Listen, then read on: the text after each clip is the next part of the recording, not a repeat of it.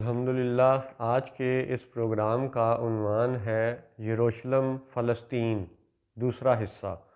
اعوذ باللہ من الشیطان الرجیم، بسم اللہ الرحمن الرحیم۔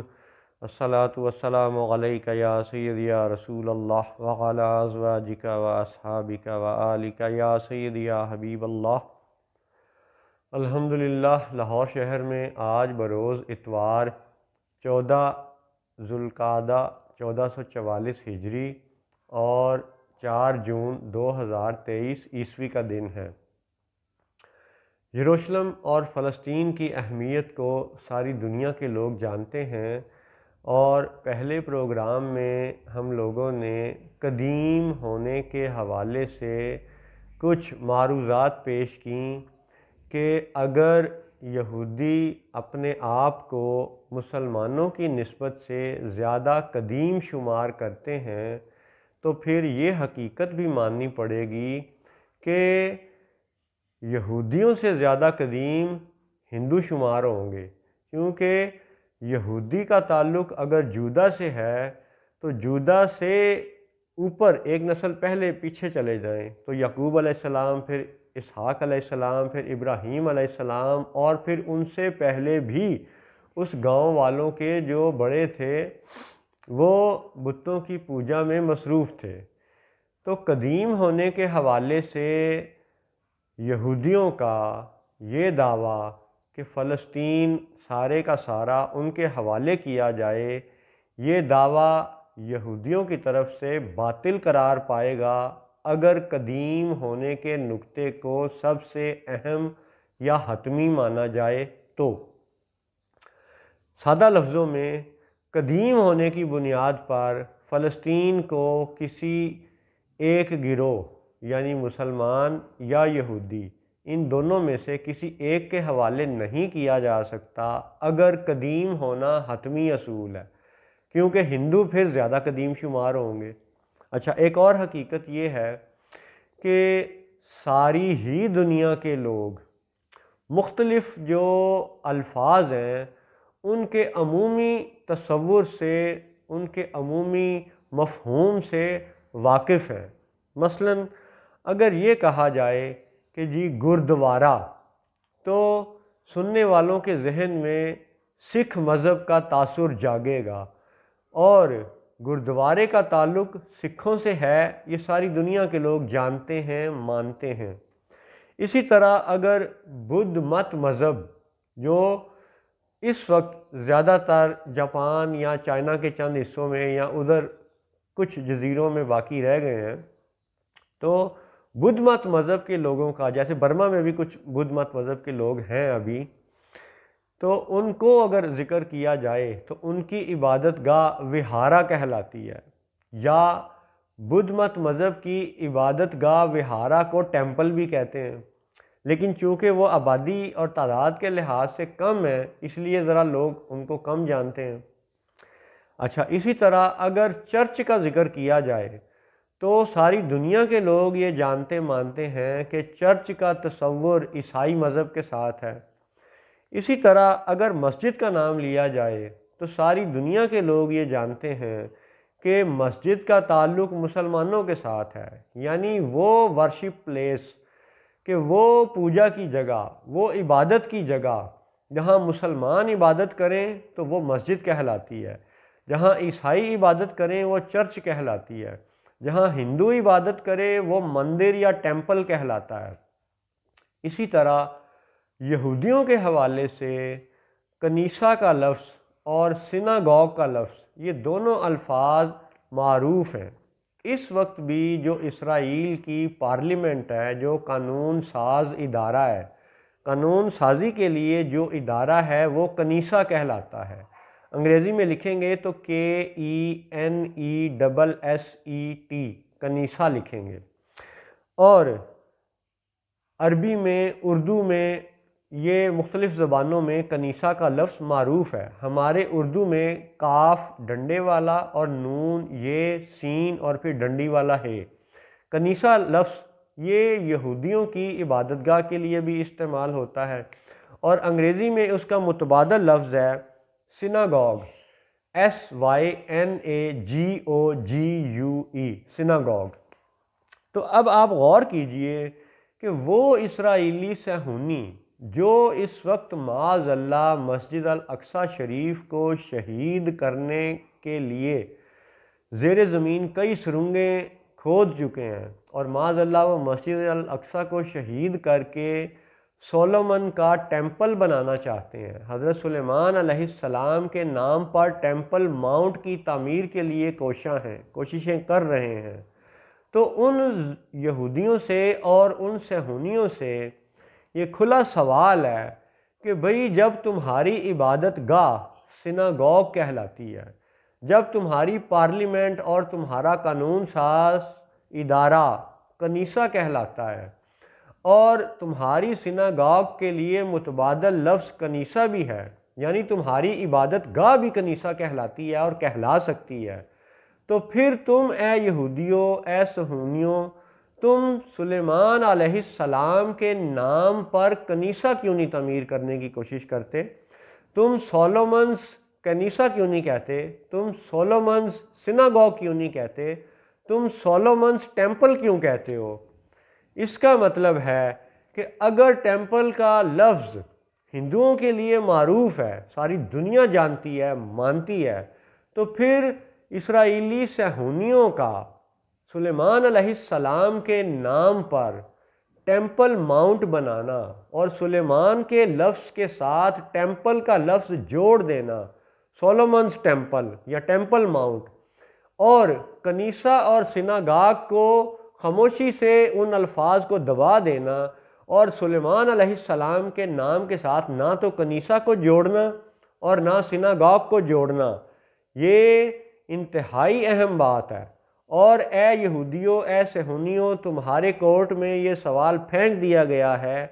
جواب دو اس بات کا کہ تم سلیمان علیہ السلام کے نام پر ٹیمپل تو بنانے کی بات کرتے ہو،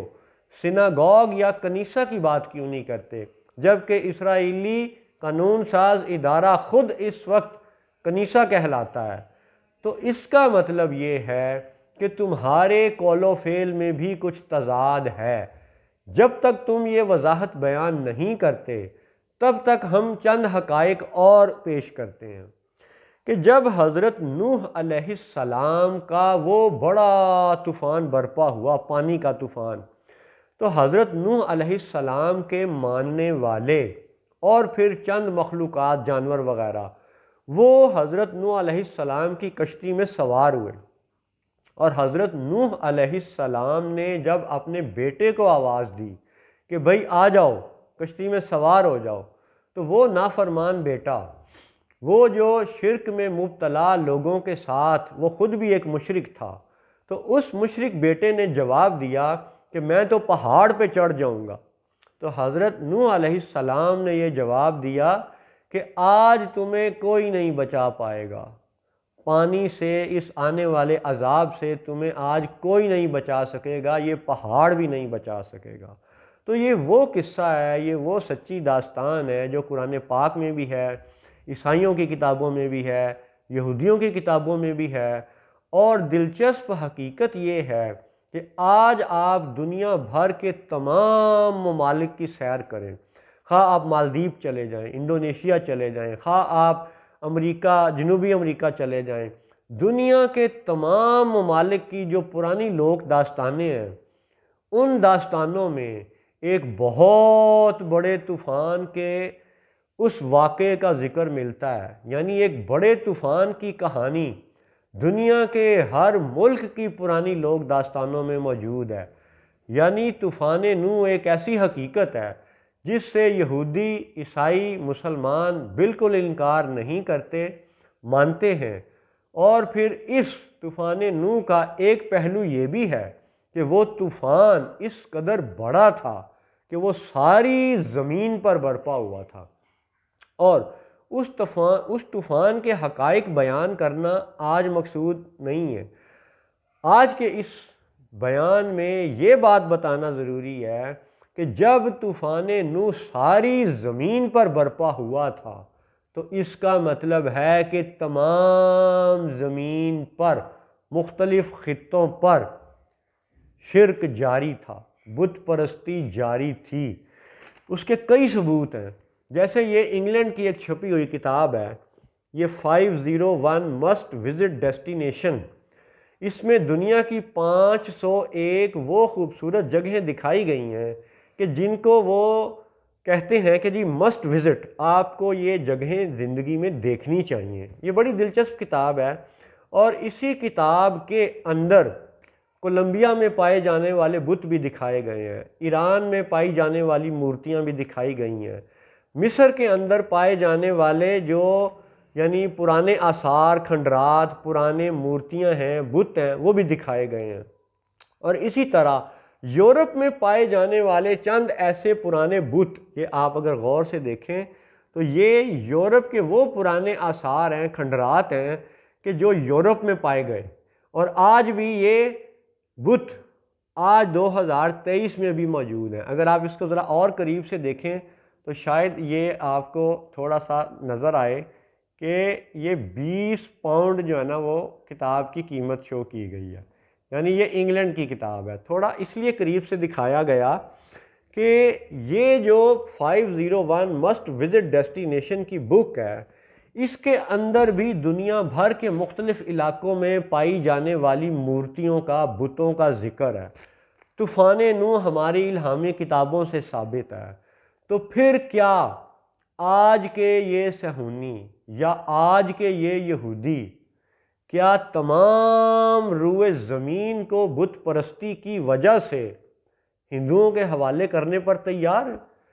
کیونکہ آج بھی آپ دیکھیں 2023 عیسوی میں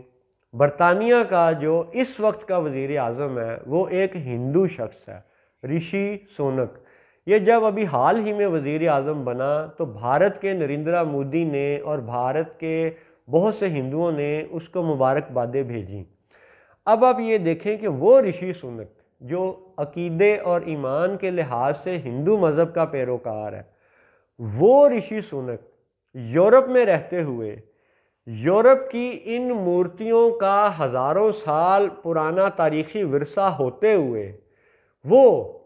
ان علاقوں پر ہندو غلبے کی نہ بات کرتا ہے نہ مطالبہ کرتا ہے۔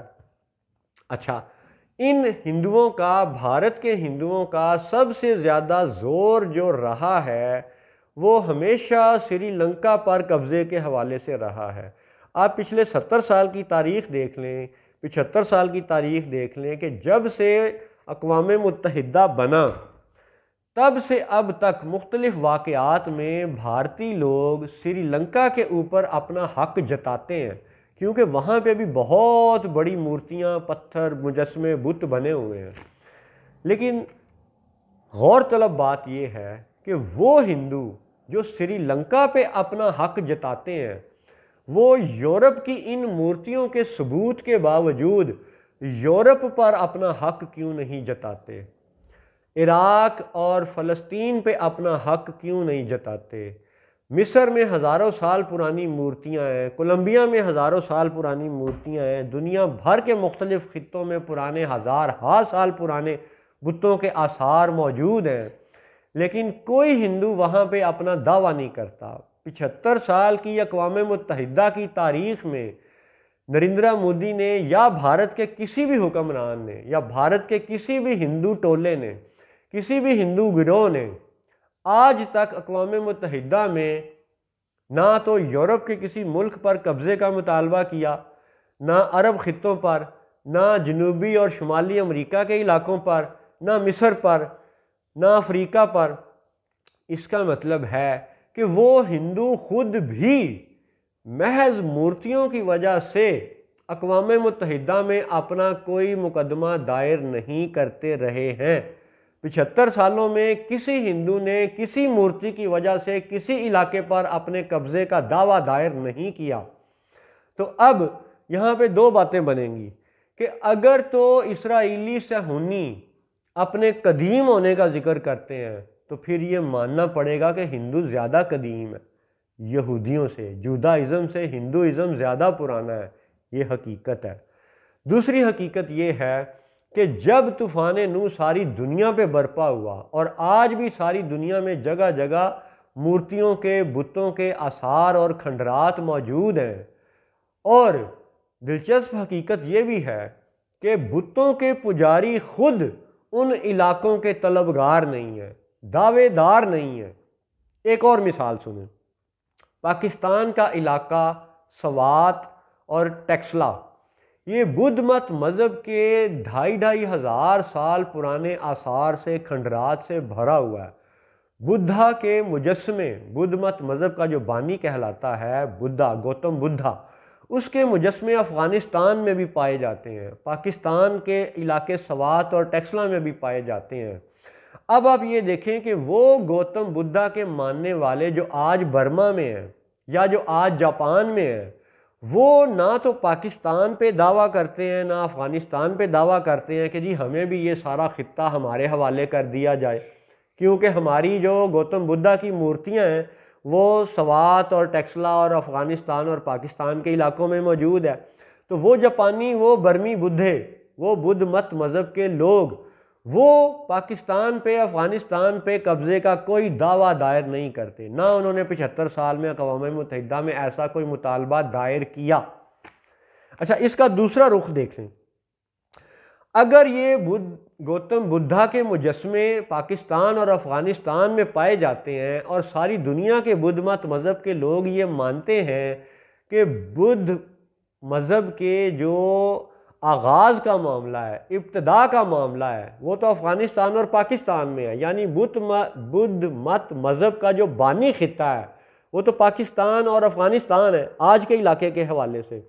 تو اگر بدھ مت مذہب کے بانی یہاں پہ ہیں تو پھر یہاں کے لوگوں کو برما اور جاپان کا قبضہ کیوں نہیں دلوایا جاتا؟